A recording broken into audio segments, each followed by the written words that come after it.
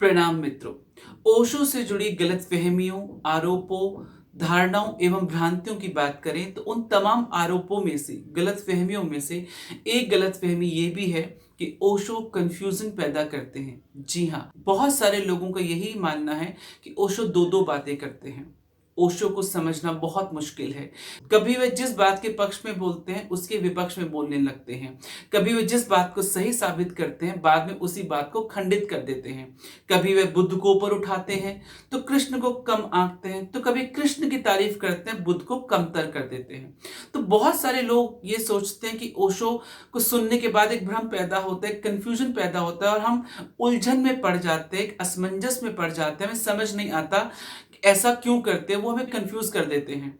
तो ऐसी जो सोच है लोगों के अंदर वे क्यों बनी? क्या ये सत्य है कि वास्तव में ओशो दो दो बातें करते हैं या एक गलतफहमी है, ये एक धारणा है? आइए जानते हैं। ओशो कंफ्यूजन पैदा करते हैं या ओशो को समझना बहुत मुश्किल है, वो दो दो बातें करते हैं, इस पर तो हम बात करेंगे ही। परंतु हम पहले इस बारे में बात करेंगे कि ऐसा क्यों है। ऐसा उन्हीं के साथ है जिन्होंने ओशो को ठीक से सुना पढ़ा नहीं है। उन्होंने तर्क की दृष्टि से ही ओशो को सुना है, अधूरा सुना है, बीच में से सुना है, समझा जरा भी नहीं है। क्योंकि जो लोग उनको एज इट इज सुन रहे हैं, तर्क की दृष्टि से सुन रहे हैं, तो वह हमेशा इस गलतफहमी में रहेंगे कि ओशो आज तो ये बोल रहे थे, कल उन्होंने वो बोल दिया। तो वह ये नहीं देख पाए कि ओशो ऐसा क्यों कर रहे हैं, समझे नहीं है। वो सिर्फ ओशो को सुन रहे हैं, वो भी आधा अधूरा सुन रहे हैं। तो जिन्होंने भी ओशो को इस ढंग से सुना है, जाहिर सी बात है उनको कंफ्यूजन होगी। लेकिन जिन्होंने ओशो को समझा है, उसके पीछे ओशो कौन सा प्रयोग कर रहे हैं इसको समझा है, उनको ये धारणा या यूं कहो उनको ऐसा कभी नहीं लगेगा कि ओशो दो दो बातें करते हैं, ओशो कंफ्यूजन क्रिएट करते हैं। ओशो सच में दो दो बात करते थे या क्यों करते थे? ओशो की बातें कंफ्यूजन क्रिएट करती हैं, उसके पीछे एक लॉजिक रहा है। सच बात तो यह है कि ओशो ने मनुष्य को जगाने के लिए कई प्रयोग किए, या यूं कहे ओशो ने मनुष्य की नींद तोड़ने के लिए जितने प्रयोग किए, इतने इस पृथ्वी पर कभी भी किसी गुरु ने, किसी संत ने, किसी महापुरुष ने नहीं किए। ओशो हमें शब्दों से, विचारों से और सिद्धांतों से मुक्त करना चाहते थे। ओशो जानते थे शब्द, विचार और सिद्धांत से कभी भी सत्य को अनुभव नहीं किया जा सकता। सत्य तभी अनुभव होगा जब हम उसको जानेंगे, उसको समझेंगे। लेकिन शब्द सिद्धांत में पड़ गए तो हम उलझे रह जाएंगे। तो ओशो ने कभी भी ऐसा कुछ किया तो सिर्फ वो रीजन ये था कि वह हमें किसी चीज से बांध के नहीं रखना चाहते थे। क्योंकि ऐसा ओशो के साथ होता था। ओशो ने खुद देखा कि इससे पहले हर इंसान किसी न किसी विचार से, किसी धर्म से, किसी परंपरा से, किसी रीति रिवाज से बंधा हुआ था। और जब ओशो ने बोलना प्रारंभ किया तो ओशो ने देखा लोग उन पर इतना विश्वास कर रहे हैं कि यदि वे कृष्ण पर बोलते हैं तो लोग कृष्ण के भक्त हो जाते हैं, वो बुद्ध पर बोलते हैं तो लोग बुद्ध के भक्त हो जाते हैं, वे समाज की प्रशंसा करते हैं तो लोग उससे जुड़ जाते हैं। कहने का मतलब ओशो जो भी कर रहे हैं लोगों पर वह जादू सा असर करता था और लोग उसके प्रभाव में बह जाते थे और उसका अनुसरण करने लगते थे। ओशो को रियलाइज हुआ कि वो तो उसके स्वयं खिलाफ हैं। फिर वह इंसान किसी मनुष्य से बंधे, किसी देवता से, किसी परंपरा से बंधे, किसी संस्कृति से, बंधन ही सबसे बड़ा कष्ट है। तो ओशो ने देखा कि लोग उनकी ही बातों को पकड़ के बैठ गए हैं। तो ओशो ने क्या किया? ओशो ने उनकी नींद तोड़ने की कोशिश करी। तो ओशो जिस प्रवाह में, जिस विषय पर बोल रहे थे, जिसके पक्ष में बोल रहे थे, उसके उन्होंने विपक्ष पे बोलना प्रारंभ किया। वे नहीं चाहते थे कि लोग किसी सिद्धांत के, किसी शब्द के, किसी विचार में बंधे और वे उसके पीछे चलने लगे। इसलिए ओशो कभी यदि बुद्ध की बात करते हैं तो ओशो कहते हैं कि मैं बुद्ध होकर बात करता हूं। तो कभी जब वो लाओ त्सो की बात करते हैं तो वो कहते हैं मैं लाओ त्सो होकर बात करता हूं। तो जब मैं लाओ त्सो होकर बात करता हूं तब मैं बुद्ध नहीं हूं। लेकिन सुनने वाला क्या करता है? वो कंफ्यूजन में इसलिए आता है क्योंकि वो मिक्स करता है, वो प्रेजेंट में नहीं जीता। और ओशो जैसा बुद्ध पुरुष जो होता है वह प्रेजेंट में जीता है, वह वर्तमान में जीता है। लेकिन जो इंसान है वह वर्तमान में नहीं जीता, वह भूतकाल यानी जो बीत गया उसमें जीता है या भविष्य उसमें जीता है। वह जो भी सुनता है उसके वह तुलना करता है भविष्य से या अपने भूत से जो बीत गया है। लेकिन ओशो जैसा बुद्ध पुरुष जो बोलता है वो वर्तमान से बोलता है। तो ऐसे कन्फ्यूजन होना लाजमी है। तो कुछ तो कन्फ्यूजन होना लाजमी है, कुछ ओशो का यह ढंग है, काम करने का ढंग है कि जब वह बात करते हैं तो वह जानबूझकर सारी की सारी विधियां या सारे के सारे द्वार खोल देते हैं। ओशो कहते हैं, मैं तुम्हें किसी चीज से बांध के रखना नहीं चाहता, मैं जानबूझ के तुम्हें सारे रास्ते खोल देना चाहता हूं ताकि तुम अपना निर्णय खुद करो। मैं ये नहीं कहता कि तुम इसलिए मानो क्योंकि मैंने कहा है, मैं ये नहीं चाहता कि तुम इसलिए मानो क्योंकि शास्त्र ने कहा है। मैं तुम्हारे आगे सब कुछ खोल के रख देना चाहता हूं, सबके प्लस, सबके माइनस, सबकी खूबियां, सबकी खामियां, लेकिन तुम्हें उस निर्णय का बोध भी देना चाहता हूं और उस निर्णय के बोध के साथ तुम्हें छोड़ता हूं, उस प्रज्ञा के साथ तुम्हें छोड़ता हूं, उस स्तर पे लाके छोड़ता हूं ताकि चयन तुम्हारा हो और फिर तुम किसी चीज से बंधो नहीं, किसी सिद्धांत से, किसी शब्द से, किसी विचार के कारागृह में तुम नहीं फंसो। यही कारण था कि ओशो ने बार बार अपनी ही बात का खंडन किया, कभी किसी चीज के पक्ष में बोले तो कभी किसी चीज के विपक्ष में बोले। ऐसा करने के पीछे ओशो का एक कारण और था, वह अपने आसपास ऐसे लोगों की भीड़ नहीं चाहते थे जो जरा भी किसी बात को समझने को तैयार नहीं है। इसीलिए वे कुछ सिलेक्टिव लोग चाहते थे, वह ऐसे लोगों को चुनना चाहते थे जिन पे प्रयोग किया जा सके। लेकिन प्रयोग कैसा करें? तो ऐसे प्रयोग करने के लिए वो क्या करते थे कि कई बार वह उन्हीं बातों की निंदा कर देते थे जिसकी प्रशंसा करते थे। इससे वो लोग हट जाते थे और वही लोग आते थे जो वाकई जिनका स्तर होता था, जो ओशो को समझ सकते थे। तो ऐसे इस ढंग से ओशो अपने लिए अपने लोग तैयार कर रहे थे या अपने लोग ढूंढ रहे थे। एक उदाहरण मैं आपको दूं, ये तब की बात है जब ओशो आचार्य रजनीश के नाम से जाने जाते थे। तब वह खादी की धोती और खादी के शॉल पहनते थे। न केवल खादी पहनते थे, उस वक्त जो उनके प्रवचन थे वो गांधी पर थे, गांधी की प्रशंसा पर थे। जैसे हम बात करें समाजवाद से सावधान, अस्वीकृति में उठा हाथ, ये उसी दौरान के प्रवचन है जब वे गांधी की प्रशंसा कर रहे थे। तब वे खादी भी पहन रहे थे और गांधी की प्रशंसा भी कर रहे थे। तब उन्होंने देखा कि जितने भी कांग्रेसी थे या गांधी के समर्थक थे वो उनके प्रशंसक हो गए और उनके पीछे भीड़ लग गई। न केवल भीड़ लग गई बल्कि नारगोल सागर के पास उनको बहुत बड़े आश्रम की जमीन देने की बात भी होने लगी। लोगों को अच्छा लगने लगा, ओशो के लोगों को, कि अच्छा ओशो को आश्रम की जगह मिल रही कांग्रेसी द्वारा। लेकिन तुरंत ओशो ने अगले दिन के प्रवचन में गांधी की निंदा कर दी, बहुत निंदा कर दी और इससे बहुत सारे लोग वहां से भाग गए, उनके विरोध में आ गए और कुछ ही लोग रह गए। तो ओशो से बहुत लोगों ने पूछा कि ऐसा आपने क्यों किया?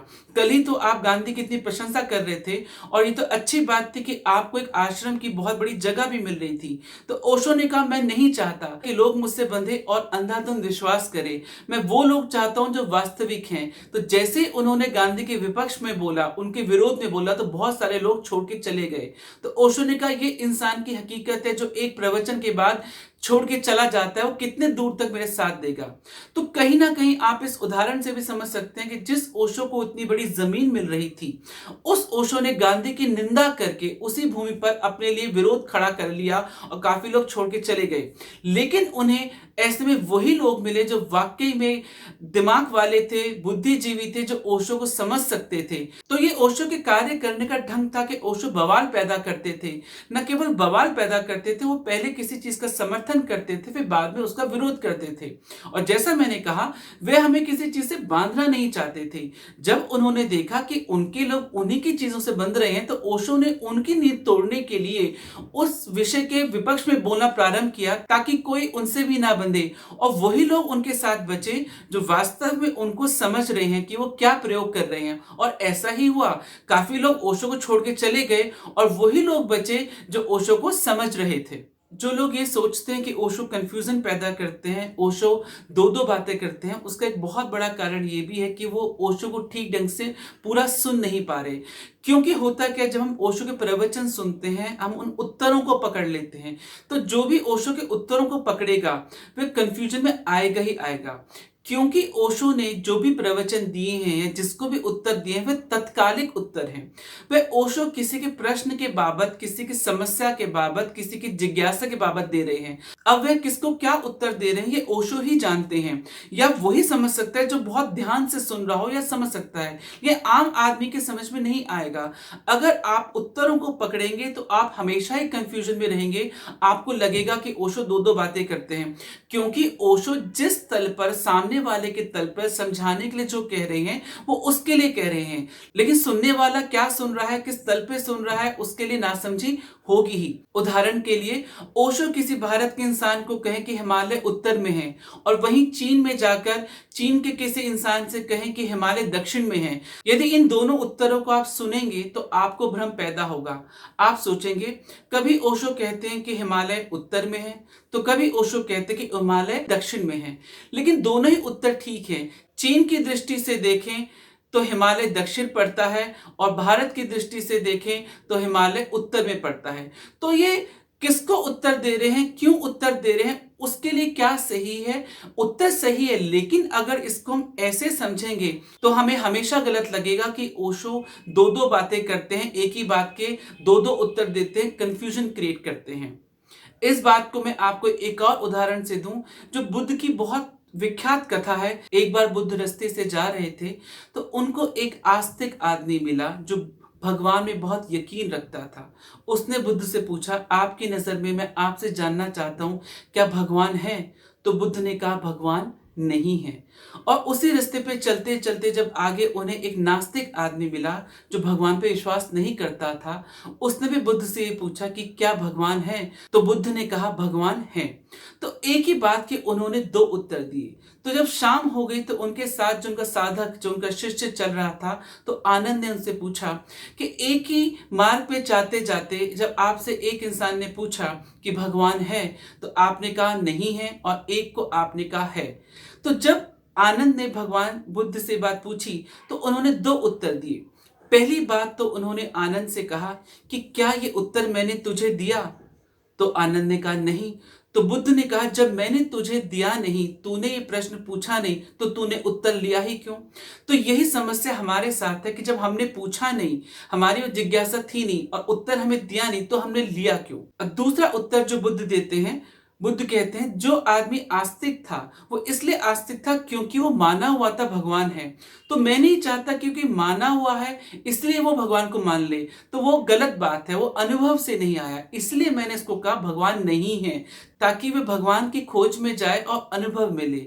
ठीक इसके विपरीत जब उन्हें नास्तिक आदमी मिला जो भगवान में जरा भी यकीन नहीं करता था, तो बुद्ध ने उनको कहा कि भगवान है। उन्होंने इसलिए कहा ताकि उसका विश्वास, उसका भ्रम टूटे। ये जो भी जाने कि परमात्मा है कि नहीं है, वह उसका निजी अनुभव हो, वह परंपरा से नहीं हो, किसी संस्कृति से ना हो, वह किसी संस्कार से ना हो, लोगों के द्वारा गढ़ा गया ना हो, उसका निजी अनुभव हो। तो जो बुद्ध ने उत्तर दिया, तो बुद्ध के भी उत्तर दो दो थे। अगर आप सोचें तो बुद्ध ने यह भी कहा भगवान है, बुद्ध ने यह भी कहा भगवान नहीं है। तो बुद्ध ने यह भी कहा कि उत्तर तुम्हारे लिए नहीं था, तुमने लिया क्यों? तो सिमिलरली ओशो भी एक बुद्ध पुरुष हैं। उन्होंने भी अपने सन्यासियों के साथ, न केवल अपने सन्यासियों के साथ, जो भी प्रश्न उनसे करता था उनके सभा में, उनके प्रवचनों के दौरान, ये उत्तर उनके लिए तत्कालिक उत्तर थे। तो सुनने वाले पर निर्भर करता है वह क्या सुन रहा है। जैसे मैंने कहा, किसी के लिए हिमालय उत्तर में है तो किसी के लिए हिमालय दक्षिण में है। दोनों ही उत्तर सही हैं, लेकिन कोई ऐसे सुनेगा तो उसको भ्रम पैदा होगा, उसको दो दो बातें लगेंगी, उनको कंफ्यूजन पैदा होगी। लेकिन यदि आप उसको समझेंगे तो आपको लगेगा कि वो उत्तर आपके लिए नहीं है, और उत्तर जिसके लिए है वह उसके तल पर रहकर है। ओशो कोई कंफ्यूजन पैदा नहीं करते, ओशो कोई भ्रम पैदा नहीं करते, बल्कि हमें हमारे तल पर आके किसी भी ढंग से जगाने का प्रयास करते हैं। और हम किसी एक विचार से, किसी एक मत से, किसी एक सिद्धांत से, किसी एक शब्द से ना बंध जाए और हम उसमें ना सो जाएं, उसकी कैद में ना आ जाएं, इसलिए उससे हमें मुक्त करने के लिए उसके विरोध में बोलना शुरू करते हैं, ताकि हमारी नींद टूटे, हमारा उस पर भरोसा टूटे और हम अपना एक निर्णय ले पाएं। ओशो नहीं चाहते कि हम किसी एक बात को आधार बना लें, हम कट्टर हो जाएं, क्योंकि कट्टरता के ओशो एकदम खिलाफ हैं। ओशो चाहते हैं जीवन बहता हुआ हो, बंधा हुआ ना हो, और सारा प्रयास जो ओशो का था कट्टरवादी के खिलाफ था। ओशो हमें जगाना चाहते थे, ओशो हमें मुक्त करना चाहते थे हर बंधन से, इसीलिए वे ऐसा प्रयास करते थे। ओशो कहते थे, मैं खंडन करता रहूंगा, अपनी हुई कही हुई बात को मैं बार बार तोड़ता रहूंगा, मैं अपना एक भी वक्तव्य बगैर खंडन किए नहीं रहने दूंगा। इसमें एक विधि है, मैं नहीं चाहता कि तुम किसी एक दृष्टिकोण को पकड़कर बैठ जाओ। तो एक ही रास्ता है, मुझे अपनी ही बातों का खंडन करना होगा। एक घड़ी आएगी तुम समझ लोगे कि यह व्यक्ति तुम्हें कोई सिद्धांत नहीं दे रहा, क्योंकि हर बात का खंडन किया जा रहा है। कोई सिद्धांत बचता ही नहीं। हर बात नकार देती है हर दूसरी बात को। तुम एक गहन शून्यता से छूट जाते हो, यही मेरा प्रयास है। तमाम तरह के उत्तर देने के बाद, हर पहलू प्रकट करने के बाद ओशो एक बहुत अच्छी बात कहते हैं। ओशो कहते हैं, मैं तुमसे कहता हूं दोनों ही बातें ठीक हैं, हर दृष्टिकोण ठीक है।